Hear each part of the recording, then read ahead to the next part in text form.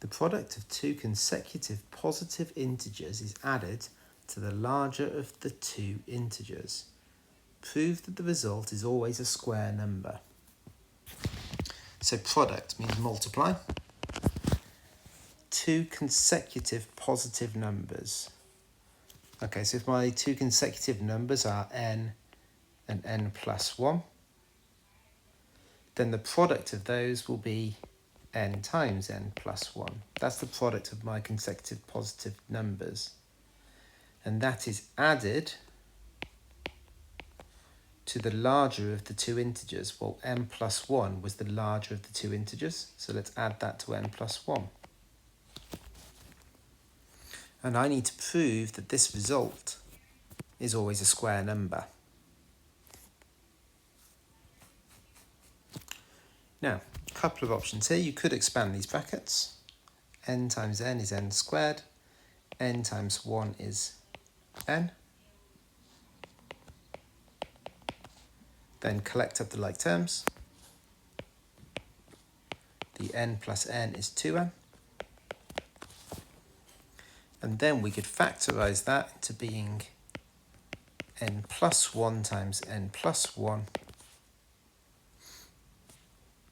which is the same thing as n plus 1 squared.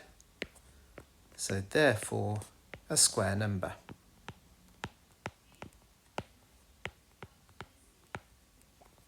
And that completes the proof. Alternatively, what you could have done, which is slightly quicker if you can spot it, is you can spot that we have got here an n plus 1, n plus 1 that we could factorize out of this overall expression.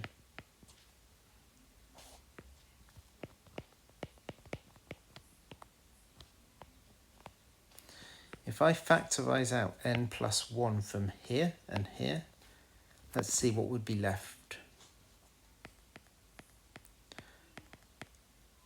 Well, from the first expression, there'd just be this n.